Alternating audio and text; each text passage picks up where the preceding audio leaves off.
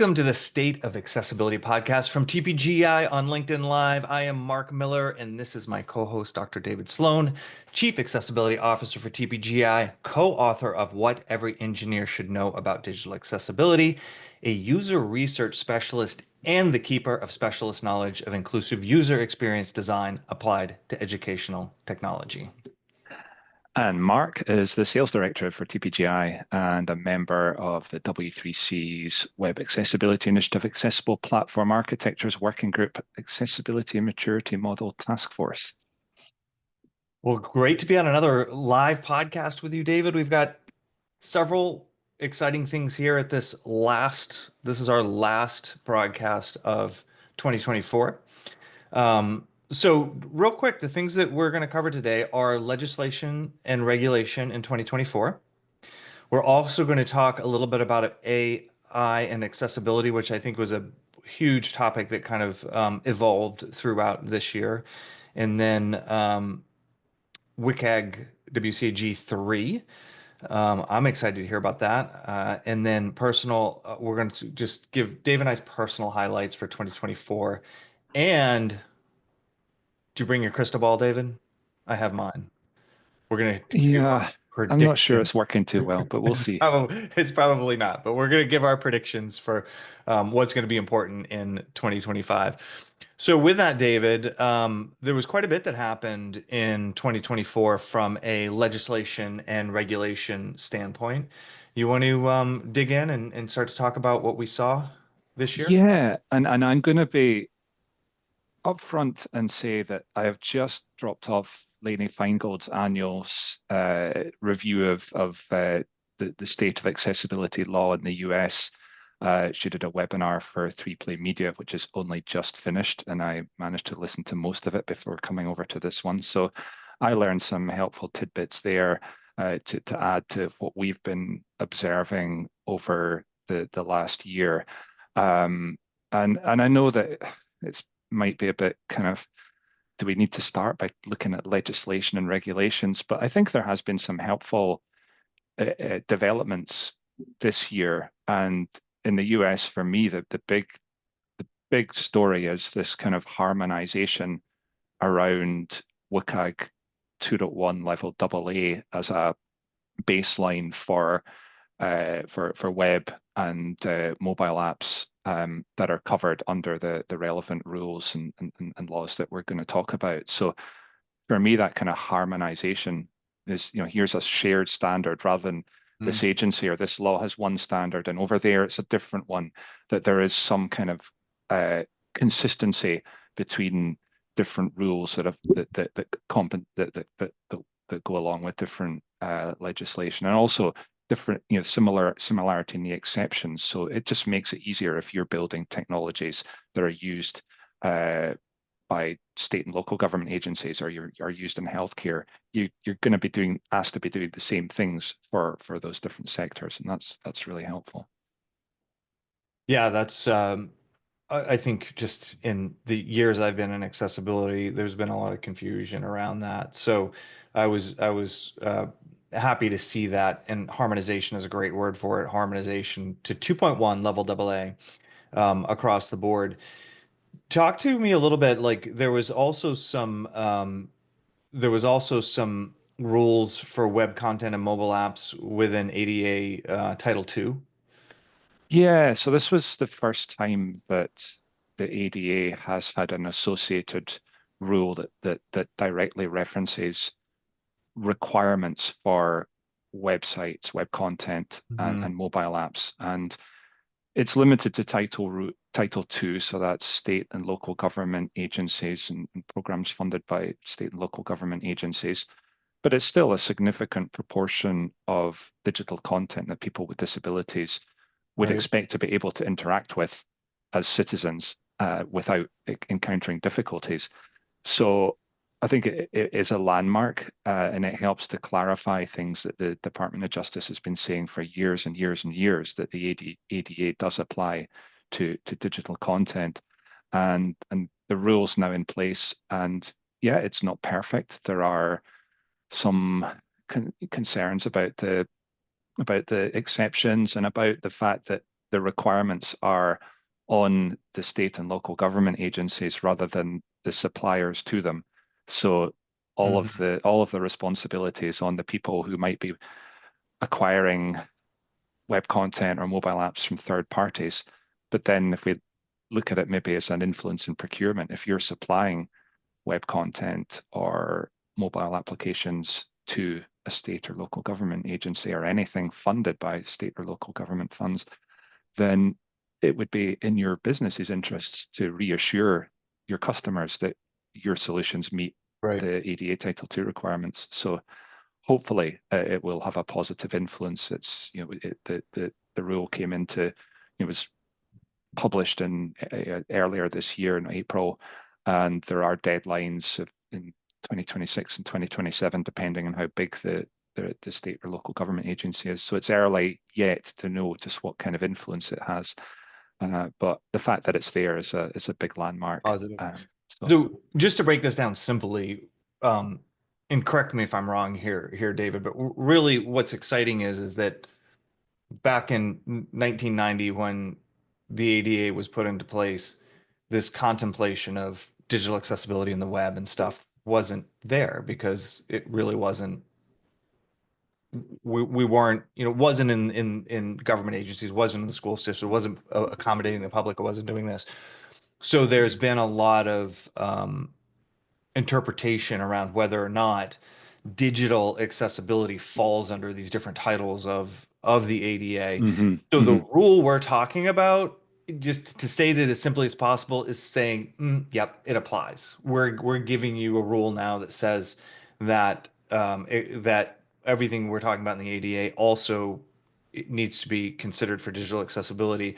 And then they've tied some dates and stuff around it to give in this Title II is related to government, and they put some dates around it so that it's not like you got to worry about it right this second.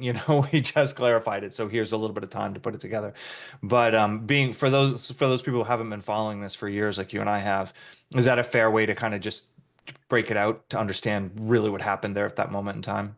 Yeah, yeah, I think that's fair. And like you say, there's scope for organizations to plan for what they need to do and time for them to bring their resources into conformance. So yes, the ADA Title II definitely applies to web content and mobile applications. And here's a rule that tells you what you need to do, what standards you need to meet, and when you need to meet them by. Clarity So around what that we've means. got clarity and more detail on the requirements rather than a generic yes, it applies, but you're not quite sure, well, how do we know that we're What does conformant? that mean? Yeah. Perfect. Okay. So now the other thing is I know that again, for the long time I've been in accessibility, one of the verticals of the industries that really has been concerned with it for a long time for a lot of good reasons, right? Is healthcare. I think that that's just, it's an area where all of the public is involved in it and then particularly needs to service people who have disabilities because there's a good chance that people with disabilities are participating in your digital healthcare, fill in the blank. So there was a Hmm. couple of acts that came around this year related to healthcare. Can you talk about those? Yeah, so the Health and Human Services published a rule on Section 504 of the Rehabilitation Act. Um, and that provided some specific clarity on digital accessibility for uh, any resource funded by HHS that's used to provide Hmm. healthcare programs. And as I said before, it's requiring effectively the same requirements as the ADA Title II rule. So that was helpful. What I've learned since then is that there is a court challenge to that rule that was filed in Texas, and I think in Laney's webinar that I just mentioned, there's something like 17 states have signed up to that. So there is some uncertainty over the future of that rule and of Section 504 in total. So that's a that's something that we need to be we need to be monitoring Yeah. and see what happens with that lawsuit and whether it's moves forward or is thrown out.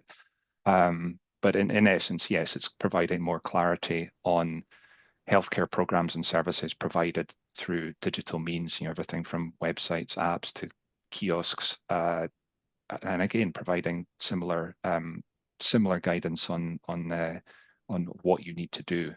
So I think that's definitely positive. And the other one that was of interest was Section 1557 of the Mhm. Affordable Care Act, where Section 1557 sort of addresses non-discrimination on a number of factors, including disability, but it did provide some guidance on, again, digital means to access healthcare programs and services. And it kind of referenced the Section 504 rule. So everything's kind of connecting with each other. So again, rather than having parallel rules that kind of don't quite align with each other or contradict each other, in this case, the Section 1557 rule referenced the Section 504 requirements. So again, you get this alignment and you have reduced the sense of confusion Harmonization. that might exist.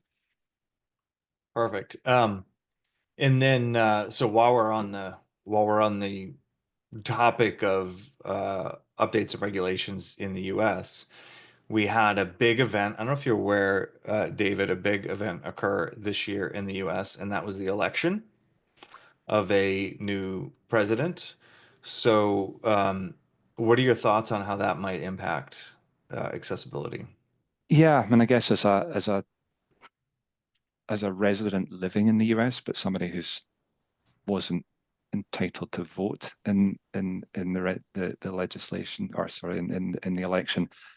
I kind of observed it rather than was a direct participant, but clearly there will be changes, based on the actions of the administration when it was previously in power and the promises or pledges made during the election campaign.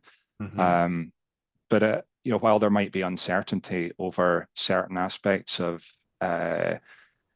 enforcing legislation relevant to digital accessibility. Again, thinking back to Lainey's webinar just finished, I think there's an acknowledgement of uncertainty, but also a recognition that a lot of the framework, the legal framework protecting the rights of people with disabilities is very well established and embedded, and there's a strong aspect of a bipartisan acceptance that it needs to exist. Hmm. So a lot of the things that we've been talking about, like the ADA Title II rule, is in place. It exists, and to withdraw it would take a lot of effort and may not be a priority compared to other things that the incoming administration have promised to address or to change. So I think that, yeah, I mean, again, we're probably moving a bit to predicting the future here, but it seems like there may well be a reduction in enforcement of existing laws, or maybe changes that might make it harder for somebody to file suits related to ADA or breaches of the ADA. But at the same time, there are ongoing private lawsuits. We know about Hmm. private lawsuits that either they can challenge the law or they can claim that somebody's breaking the law. So that's likely to continue. Um, and I think it's probably early to to decide exactly, or with a high degree of confidence, what's going to happen. But I think there are there's lots already in place, and probably digital accessibility is maybe less of a priority or less of a target for the incoming administration compared to other things. So maybe So that from that'll be. the standpoint of a business or something like that, it doesn't look like a reason to take your foot off the gas, so to speak. but it is something just to keep an eye on, and some of the nuances within it may shift or not progress as quickly as we thought, or something along those lines. And what those things exactly are, only time will tell. Right. But And it's but yeah, keep your focus on it. Don't let it go. exactly. And regardless of the administration that's in the White House, the benefits of providing accessible digital resources remain. Yeah, So, yeah, keep on doing it. All of those benefits remain, yeah. even if the laws may be less stringently applied, or new laws may not come into play that we might have thought they would. So in my mind, one of the most interesting sort of, I'll call it a focus for 2024 really was international. It wasn't necessarily the US. And this may be a little bit closer to you, David, guessing. Hmm. I'm sure the audience guessing by your accent and the fact that you were an observer in the US election. You're a little closer to the Europe and the EU. Um, the the EAA, the European Accessibility Act, really, it was already there before 2024, right? But it's got a lot of attention, and that is, and we'll probably talk about that more, but that's largely because of some deadlines and stuff in 2025 that we need to be thinking about. So, what do you, how do you see the European Accessibility Act and how it evolved and how the world started to look at it and react to it in 2024? Yeah, it's a really good question. I mean, we kind of looking at it in the filter bubble of the accessibility industry or accessibility advocacy movement. It seems like it's almost that's all we've been talking about this year. Uh, I think yeah, that's what I if feel like. given 100%. that the number of webinars and articles, Yeah.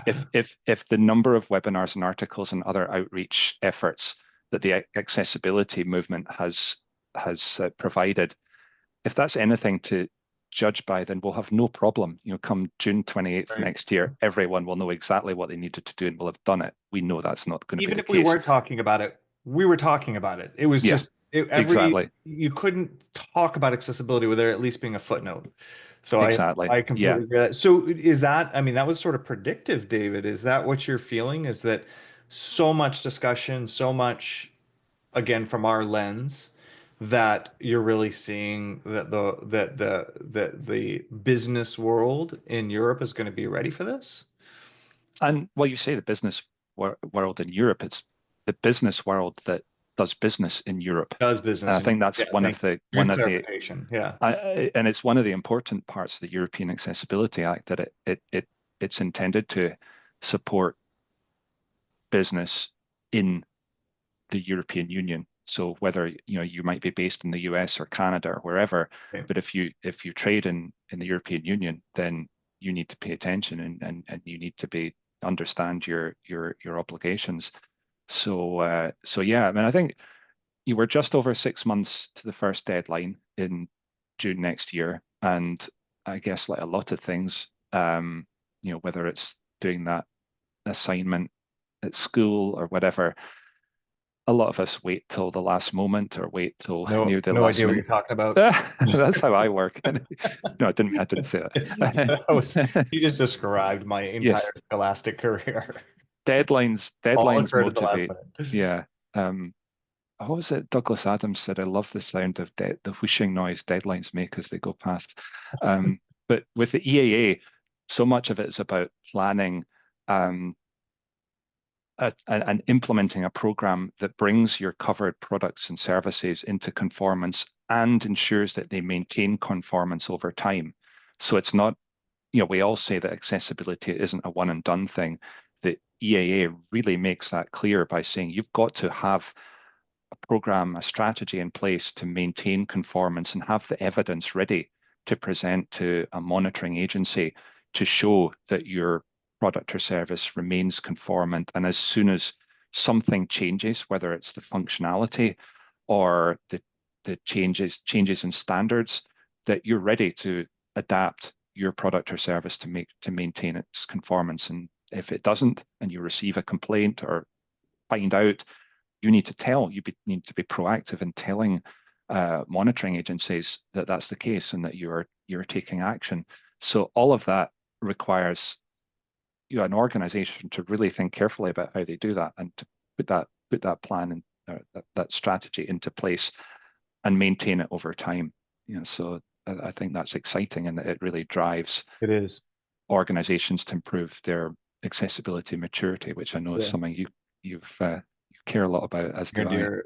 Yeah, exactly. And I think that that's in terms of sort of mitigating and handling accessibility as it relates to legislation, there's been for years kind of a focus on let's look at the guidelines. Are we conform it to the guidelines? Can somebody use this product? And I 100% agree. The exciting thing about the EAA in my mind is it says how capable is your organization of maintaining, outputting digital products. Let's Hmm. look at it from that perspective and not Hmm. just then. So it's really, really pretty cool. So the in the EAA points to EN 301549 in terms of the an example, and maybe I'm not quite saying this perfectly, but the example of what you can look at to understand how what it is to be. It's hard to put it together because it's It, not it perfect. really is. But Yeah, what it is to be accessible, right? you're That's right that what does this mean? it's How do we hard to do it? put Yeah, into words that yeah. the EAA gives you freedom, a fair degree of flexibility as a product or service, a product manufacturer or service provider to understand how you meet the accessibility requirements. Yes, it lists Hmm. here are some requirements you need to meet, but it gives you some flexibility into how you meet them. But it does talk about presumption of conformance, and if you can demonstrate that you meet the requirements of an existing harmonized European standard, then that's a great way to show that you're meeting EA's requirements. And EN 301549 is an example of a harmonized EU standard. So if you meet EN 301549, then it's a way to show that you meet EAA's requirements. It's so kind of In convoluted, in the going back to the these, what we were connection. talking about in the U.S. and the harmonization of WCAG, right? The WCAG 2.1, things harmonizing around that. EN 31549 really ultimately within that points to those guidelines as well. So Yes, it does. So So it it's not, references. yeah, anybody listening to this it's not like there's a ton of things flying around. It's a little funky to piece it all together. But if you're focused on the Wicked guidelines right now, the good news is you're not, there's nothing Mhm. real super deviant from that. Maybe a few extra things to pay attention to, but for the bulk of what you're doing, it still is that. Yeah. And we talked about harmonization a lot in this part of the podcast. And one of the great things about EN 31549 is it's, in addition to it adopting WCAG 2.1 by reference, Hmm. um, it also harmonizes very closely with the Section 508 standards. So it's covering hardware, software, documents, and other digital resources beyond web. EN 301549 has also been adopted by other countries. So it was adopted in Australia quite a while ago. It was adopted as an official standard by Canada this year. And amongst other areas, I know that I heard earlier this year there was a plan in place to adopt it as a digital accessibility standard across Africa. So Wow. rather than 1549 you're talking about. Yes. Yeah. So Oh, nice. well, EN 31549 is also undergoing revision, and we'll probably see a new version maybe early 2026. But I would expect that the revision process will be harmonized with the updates in the other countries that have adopted it. So Yeah. again, we have a standard that started off as a European standard, but is being adopted elsewhere and has Hmm. been closely aligned with the standard that federal governments or federal agencies in the US have to follow. So again, the But stories of harmonization, which I this think is is a really little helpful. a little like that neighborhood cat that roams around, and every family has given the neighborhood cat a different name, but it's really the same cat, right? That's how I view this. And But if you that's if you good call because your it refers back to the same thing, like the harmonization exists. yeah I'm just thinking of a neighborhood cat called Ian 301549. I think We've got that's a bit of a several of them. mouthful for a cat. We've got several of them, and I'm gonna name one that now, David. People will look at me a little funny, but you and I will know why. Yep. Um, all right, so let's go into the other, the other topic that we sort of teased at the top of this was, and this was a big, I mean, just a big topic globally, uh, no matter what, right? With everything, and of course, it came in and touched accessibility, and that's AI, right? We had Mhm. Chat GPT come out. When did that come out in 2024 or was that 2023? And we were just, I don't Oh, remember, but it was, let me Wikipedia that. I think it yeah, was certainly it wasn't long ago. before But 2024, but I think it was before 20, but this year, I mean, you can't open up a browser or launch an app without there being an AI component jumping out and saying, try this. I mean, mhm. my chat feature on my phone now has AI, so I can just talk to AI and ask it questions. So this showed up everywhere this year.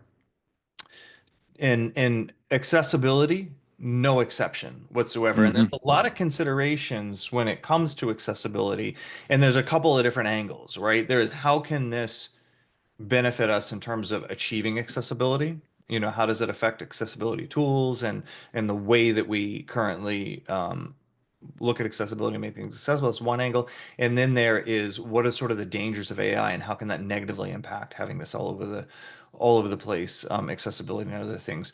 So I'm going to stop there. Can you dig in and tell us what you saw out of AI in 2024 related to Yeah, and I accessibility? mean, I guess we could devote a whole podcast to specific examples and Series. exploring opportunities. So I'll probably, rather than dig deep, I'll, I'll Yeah, for not, sure. I'll just scrape the surface. But yeah, I mean, I think that that there's a lot of opportunity and prototyping of AI-powered innovation that could positively impact accessibility efforts. I think from our perspective, working in the Vispero organization, we see two si- two sides of the coin in terms of AI to enhance the behavior of assistive technology. So things like JAWS Picture Smart, a way to use AI to provide more detailed image descriptions, and do so immediately, and on the fly, which can really help the non-visual user experience. There are ways where AI can support people in writing and communicating, maybe correct spelling errors or provide a way to get your thoughts down into words where for you, because of a disability, you might find it difficult to do that otherwise. So AI is a way to enhance assistive technology, is one obvious and direct way that we can harness AI to support people with disabilities. And then I'll on the tell other you side, real quick story before you yeah. move on, David, that I have dyslexia, and one of the ways that I've used just your general AI bots, whatever, GPT, Gemini, any of those Copilot, is I will ask it to summarize articles for me. And then I will read the summary of the article, and sometimes that's sufficient, but if I go on to read the whole article, just with that dyslexia, it gives me a framework in my brain to kind of more quickly absorb the information. So I found it very helpful in that way. Just to your point about Mhm. some of those things that you were saying. And this is great as a way to empower people who have accessibility needs to provide more powerful, more Hmm. capable assistive technology. And then on the other side of the coin is the use of AI to help create digital content, help build code, digital applications, help people test for accessibility. I know there's a lot of research going on to using AI to improve uh, testing digital resources and identifying more potential accessibility issues through automated means than we could do before. And that I feel like that's only going to increase. The tools that help create digital content maybe we've still got a lot of work to go in terms of them automatically creating accessible code rather than code with accessibility barriers present. Tools that provide advice on accessible coding practices. There's definitely a lot of work to do for those tools, the AI tools, to provide reliable advice. Um, if they're trained on a generic corpus of instructional content on web development, the chances are they're going to be trained on content that does not promote accessibility best practices amongst the more reliable resources. So there's a challenge there. But hopefully over time we'll focus more on or the proportion of quality information increases. But there's always the risk that as AI tools regurgitate content that's not reliable, then people will follow that and write more about it. So the proportion of unreliable content grows. So that's definitely a risk to you know to stay concerned about. Anything else from an AI standpoint? I want to make sure Yeah, 30 I minutes think into this, I want to make sure that I we yeah, can do our highlights and predictions here. I think the one thing I would say is like what I do see is there are a lot of organizations that are coming together with a fairly, here's that word again, harmonized Yeah. um, message warning of the concerns of risks of harm of AI to disabled people. That the US Access Mhm. Board was due to give a webinar this week on the research findings of a project that they led on risks and benefit of AI for people with disabilities. That's now going to be in January instead. So anyone who's listening who is interested in learning more about that, look out for the US Access Board's webinar. I also just read an opinion piece in the latest communications of the ACM, probably the world's biggest professional organization of technologists. And that opinion piece, AI must be anti-ableist and accessible, and kind of summarize the key concerns. So Yeah. there's knowledgeable researchers educating the computing profession on the concerns of AI and providing recommendations on how to use it in an ethical and thoughtful way. And all of that stuff is important that people get that message out and others read and respond to that message. I think it's a good dialogue. I think that this is one of those cautiously optimistic Hmm. cases, right? Like AI, and I'm this is how I feel about it, right? It seems like a bit of magic. Like it's a really quite cool and it's amazing what it does. But approaching it with caution and I think from both sides of it, right? Just in terms of what it might do out there in the world with creating content and being it really is it depends on its data set, right? So if it's got a data set that's biased in a certain way, then its output is going to be biased in that same way. But even within AI tools, like we've already run into some challenges in the past with past versions of AI around tools and whether they can really do everything that they're supposed to be able to do. And I think, just because this stuff looks so cool, for lack of a better say, it doesn't mean that we should just assume it's going to come in and solve all of that. That we still need to keep an appropriate critical eye on it, and then and watch it evolve. Like 2025, probably not to get into predictions too early is probably not going to be the year that we see this work perfectly, but that year, in perfect being a relative term here, but that year where it starts to match some of the other ways, maybe in the future, but we just want to make sure we're not diving in and being too optimistic about it too early and doing harm in any way. So I think Yeah. that's a really important dialogue and one that we need to continue.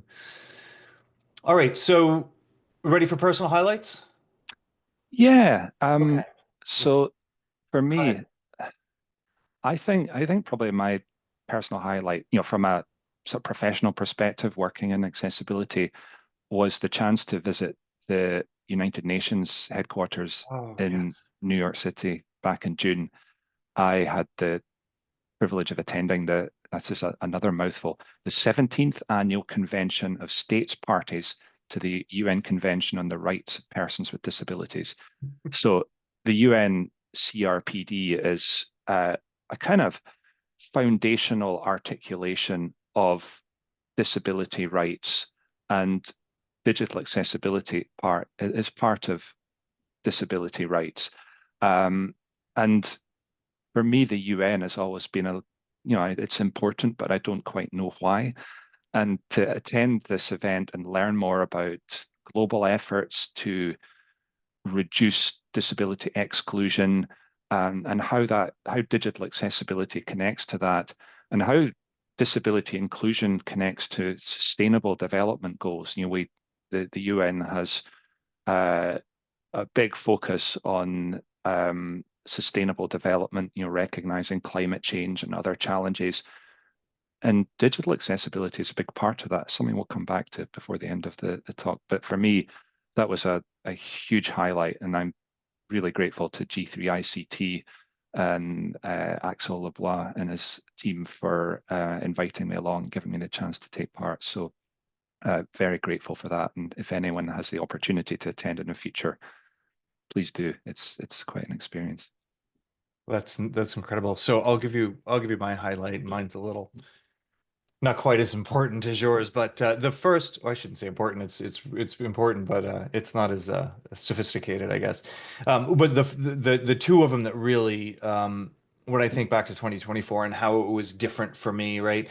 First of all, every year we go to an event called CSUN. It's the world's largest assistive technology conference, and it has been for years and years and years out in Anaheim, California. And often in attendance to that is Stevie Wonder. He'll come by and check out things, and he actually spoke a little bit, and I just think hearing that from the perspective of a celebrity, somebody who has navigated an incredible career in music as a person who's blind, it was just like I don't know, it just made me feel good about what we do. It made me feel good that it's a reaching, and he was able to maybe give that perspective of how to the world of how positive the impact of this work is on a lot of people. So that was just that moment just felt personally very good to me. It was kind of one of Hmm. um those times when you are in the moment and you go, wait a minute, these crazy work days I have and all this stuff, this is why we do it. And then the other thing that I thought was this year to me was the year of the enclosed system. And what I mean by that is that things like kiosks, payment systems, anywhere where out in the public we have you have a dedicated hardware software device that the public is using for some benefit, right? Maybe you're buying something at a store in an airport or ordering fast food. This was the year where I could walk around and travel with my wife and say, look at this, and not in as many cases as I would like. We have a lot of work to do, but a lot of these things have a product called Jaws for Kiosk on it. They're outfitted with Storm devices. And I could walk up and show my wife and other friends and families like this is the kind of impact that we're having, and we could plug a headphones into it. It could be navigated through this tactile Storm device, all these different ways that people with disabilities can access it. And I hope for 2025 that the number of those would be moments, right? Oh, I found one, right? I hope 2025, it's just you can almost turn around at any time you see something like this. It's that accessible. So those were the real two standout things I think for me in 2024. Man, that's terrific, and especially the just the increased awareness of accessible kiosks as being just part of It's built like the next environment. frontier. Yeah, yeah, We thought about it on the web. Now, yeah, what about when you're walking around the yeah. city And using it? the more organizations are kind of do it yourself, and we'll redeploy our staff elsewhere. I mean, as long as that's a step forward for an organization, more kiosks do provide more independence, and yeah, it's definitely an opportunity. So, Mark, you told me about highlights. Tell me about predictions for next Warm up year. the magic 8 ball. Like you said, my crystal ball is on the blink, so I'm going to use my old school magic 8 ball that I got when I was 8 years old. Um, so yeah, my predictions. for 2025, really not surprising. I think that this is going to be an interesting year for AI. And I think it's going to be a little bit tumultuous, right? Like I think that we're going to the conversation that we just had. I think we're going to see AI implemented more and more and more in all these different ways. And we as human beings think we're really good at predicting, and we're all saying, be careful, be careful, be careful. But I think that there's going to be new challenges, new things solved, both sides of that AI coin. We're really going to see. And I think that 2025 we'll look at 2024 as the year that it was sort of introduced. 2025, I think we'll look at as a year where it was really refined, where we made our mistakes, where we tripped over things, where we discovered things that work really well that we didn't even think of, and really started that journey on of you know refining it and correcting those things. I think that we'll see that, and then I think that I would have a similar prediction around the EAA because of these deadlines, the June deadline that you talked about. And because all of this talk that we did in 2024 is actually going to turn into something in 2025, and that is yay, and that is requirements, and that is these, like, it's very interesting to me. For the first time, there's going to be governing bodies that are responsible for saying, are the organizations doing this? That come in, and who knows what they're going to look like. But I think we're going to see that really cool stuff come out of that. And I also think we're going to learn some things from that. We're going to see where that kind of thing falls apart. We're going to see how that's done well and how that's not done so well. And I think that will start, that'll be kind of like AI was this year. That will start that journey towards exploring how do we put something like this in place? How do we be reasonable to businesses? Hmm. Give them a true opportunity to do this and do this the right way without undue burden. And how do we govern that? And how do we govern that in a positive way, and so that it really makes impact? So those are my two. I think we're going to be witnesses to those two phenomenons in 2025. I will write them down and we'll check Well, back in seal them 12, up in an 12 envelope. months. Yep. See if I'm right. Yeah. So How about you, David? so to add to that, I mean, I think one thing I predict we'll see more of in 2025 is a richer understanding of the lived experience of disability and how that impacts on accessibility efforts. I know with people moving away from Twitter, Twitter was a huge connected community of people with disabilities who could talk and share experiences, and finding new ways to share those information, those experiences in a really positive way to help others working in digital accessibility understand why it's important and what to do to be successful. And I think part of that will be, I see like an increase in the importance of accessibility for people with chronic illness. We kind of have a sort of very established understanding of the disability groups that benefit from accessibility, but I don't often see chronic illness included in those conversations where accessibility needs may vary within a day over time. They may vary in terms of how they manifest themselves. But when you think about the ongoing concern of long COVID and other long-term illnesses, I think we have an obligation as an accessibility movement to recognize the opportunity that digital accessibility brings to people with chronic illness. So I think that's something that we'll see more of next year. Also, continuing focus on cognitive accessibility in its many diverse forms. I think that's a hope as much as a prediction that we continue to Mm, focus there. And the other one I would share briefly is that, and I mentioned it with the UN uh, trip that I did earlier this year, more alignment of accessibility and sustainable web efforts. So just earlier this week or end of last week, the W3C released a early draft of the web sustainability guidelines. Again, looking at how can we make sure that technology is not consuming valuable resources, energy resources, financial resources, mhm. and the alignment of accessibility best practices with those broader sustainability goals. So seeing accessibility as part of a way to create a sustainable web that everyone can use regardless of where you are in the world is, I think we're going to see more of that next year. Well, I have written all those down, tri-folded them, stuffed them in the envelope, sealed it up. Open January 1st, 2026. We'll see if your predictions are right, Dave. Yeah. My one other prediction, there's still going to be lots of accessibility work to be done next year, and AI is not going to fix it all. So I'm not even going to put that one in the envelope. wait, That's yes, that one's a given, right? yeah, yeah. All right. Well, I So think yeah, yeah, go ahead. I think we've done it.